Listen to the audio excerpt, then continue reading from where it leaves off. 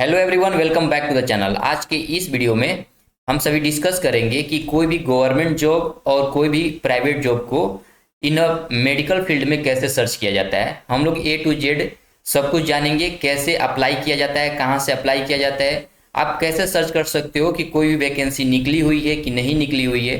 तमाम हम लोग सारे पॉइंट्स को इसमें डिस्कस करने वाले हैं।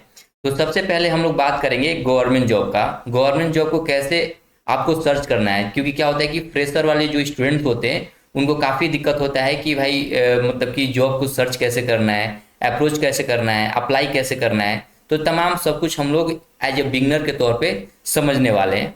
तो सबसे पहले हम लोग बात करेंगे गवर्नमेंट जॉब का। गवर्नमेंट जॉब को आप कैसे सर्च कर सकते हो। तो सर्च करने के लिए सबसे पहले या तो आप ऑफिशियल वेबसाइट पे जाकर सर्च कर सकते हो, जैसे एम्स का ऑफिशियल वेबसाइट हो गया, जितने भी गवर्नमेंट ऑफिशियल वेबसाइट्स हैं वहाँ पर पर्टिकुलर जाकर आप कैरियर वाले ऑप्शन में जाकर सर्च कर सकते हो, या फिर एडवर्टाइजमेंट निकलते हैं वहाँ से आप स्टडी कर सकते हो। बट अगर आपको सारे वेबसाइट पे अप्रोच नहीं करना है तो आप सिंगल एक वेबसाइट का मैं नाम बता रहा हूँ, जिसका नाम है सरकारी रिजल्ट। जैसे मान लो कि मैंने यहाँ पर सर्च किया हुआ है, आप इसे सर्च करोगे सरकारी रिजल्ट, यहाँ पर तमाम बहुत सारे ऑप्शन आपको दिखेंगे। ठीक, बहुत सारे ऑप्शन दिखेंगे, आपको सारे ऑप्शन पे नहीं जाना है।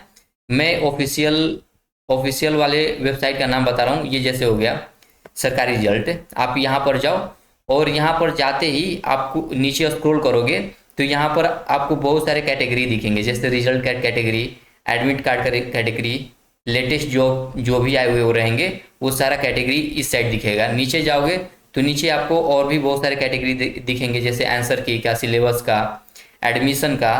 तो आप अपने अकॉर्डिंग सर्च करना। ठीक, तो जैसे एक मैं आपको एग्जांपल दिखा रहा हूँ। तो हमें तो रिजल्ट देखना नहीं है, एडमिट कार्ड भी नहीं दिखना है, आपको सर्च करना है कि कौन सा जॉब आपके लिए आया हुआ है या फिर कौन सा जॉब आपके लिए नहीं है। तो देखो यहाँ पर अभी हाल ही में दो यहाँ पर नोटिफिकेशंस आए हुए हैं, एक तो एम्स का है और एक आपका जिपमर का है। तो जिपमर वाला तो ये जैसे कि डॉक्टर्स के लिए है, और यहाँ पर मतलब नर्स के लिए भी है, और जितने भी मेडिकल फील्ड के तमाम जितने भी ब्रांच होते हैं वो सब के लिए है। ठीक, इनके भी नोटिफिकेशन में जाकर आप देख सकते हो। तो देखो यहाँ पर मैंने ओपन किया जैसे ही, तो आपको इसमें क्या देखने को मिलेगा, इसमें देखने को मिलेगा इंपॉर्टेंट डेट्स। ठीक, कब स्टार्ट हुआ, लास्ट डेट क्या है, सबमिशन डेट क्या है, एडमिट कार्ड कब आएगा, ये तमाम सारे डेट्स यहाँ पर दिए हुए हैं। आप इस वेबसाइट पे जाकर आप खुद पढ़ना, क्योंकि अभी हमें एक और टॉपिक कवर करना है, तो मैं सारा डिटेल में नहीं बताऊंगा, सुपरफिशियली ही बताऊंगा। ठीक, अगर आपको डिटेल में चाहिए हो तो आप कमेंट में बता सकते हो, मैं पर्टिकुलर वीडियो बना सकता हूँ डिटेल में।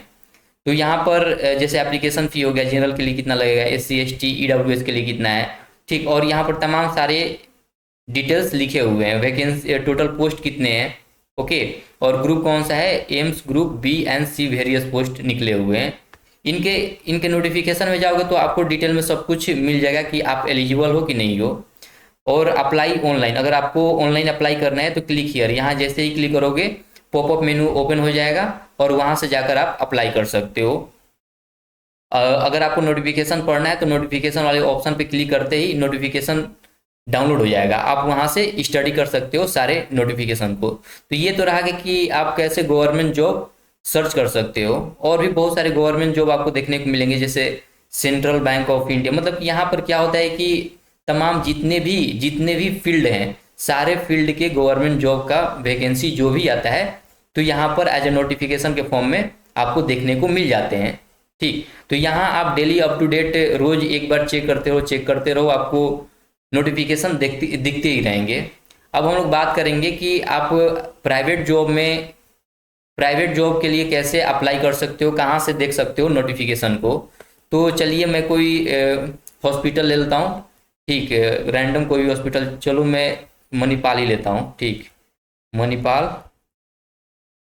हॉस्पिटल। तो यहाँ से हम लोग नीचे स्क्रॉल करेंगे और यहाँ से आप आ जाओगे मणिपाल हॉस्पिटल। ठीक, तो ये ओपन हो गया मणिपाल हॉस्पिटल का वेबसाइट। आपको यहाँ पर क्लिक करना है थ्री डॉट पे और नीचे स्क्रॉल करोगे तो नीचे आपको करियर का ऑप्शन मिलेगा। तो करियर का ऑप्शन पर जैसे ही आप टैप करोगे तो यहाँ आपको सर्च करना है आप जिस भी फील्ड से हो।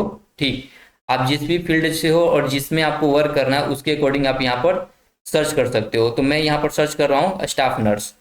ठीक, स्टाफ नर्स। तो यहाँ पर तमाम इनके जितने भी स्टाफ नर्स के वैकेंसी ओपन हुए हैं, देखो यहाँ पर टोटल 65 ओपनिंग्स हैं।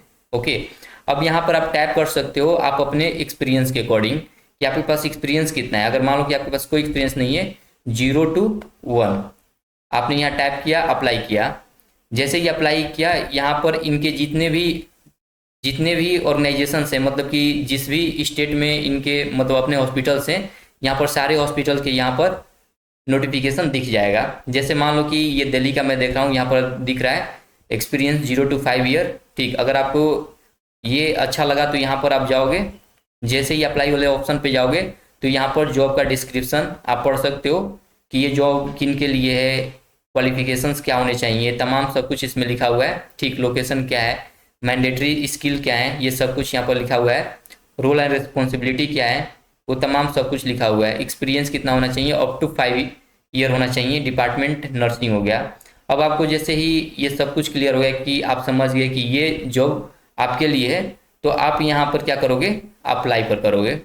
अप्लाई पर सबसे पहले आपको क्या करना है, अपलोड रेज्यूम, यहाँ से चूज करोगे और चूज करने के बाद यहाँ पर अपना जो रेज्यूम है उसे आप अपलोड करोगे। ठीक, नेक्स्ट फर्स्ट नेम आप यहाँ पर इनपुट करोगे, मिडिल नेम आप यहाँ पर इनपुट करोगे, लास्ट नेम इनपुट करोगे, ईमेल आईडी यहाँ पर अपना आप लिखोगे, फ़ोन नंबर यहाँ लिखोगे आप, करेंट लोकेशन क्या है वो आप यहाँ पर आप दोगे, प्रिफर्ड लोकेशन क्या है वो आप यहाँ पर चूज करोगे। ठीक, और नोटिस पीरियड कितना होना चाहिए आप अपने अकॉर्डिंग चूज कर लेना। ठीक, वैसे तो फ्रेशर के लिए इमीडिएट होता है। ओके, और जेंडर आप जिस भी जेंडर से हो वो आप यहाँ पर चूज कर लेना। और हाईएस्ट एजुकेशनल क्वालिफिकेशन जो भी है वो आप यहाँ पर मेंशन कर देना। हाईएस्ट क्वालिफिकेशन कॉलेज और इंस्टीट्यूट का नेम आप यहाँ पर मेंशन कर देना। टोटल एक्सपीरियंस यहाँ पर आप डाल देना। नर्सिंग रजिस्ट्रेशन नंबर अगर है तो आप यहाँ पर जरूर मेंशन करना। और प्रीवियसली वर्क डिपार्टमेंट, आप प्रीवियसली किस डिपार्टमेंट में वर्क किए हो वो आप यहाँ लिख देना। करेंट सीटीसी, आप अभी आपको कितना मिल रहा है वो आप यहाँ पर मेंशन कर सकते हो पर ईयर के हिसाब से। और एक्सपेक्टेड सीटीसी, और आप कितना चाहते हो कि मणिपाल हॉस्पिटल से आप कितना चाहते हो कि आपको पे मिले, वो आप यहाँ पर इनपुट कर सकते हो। सारा डिटेल भरने के बाद आई एम नॉट रोबोट और यहाँ पर सबमिट कर देना।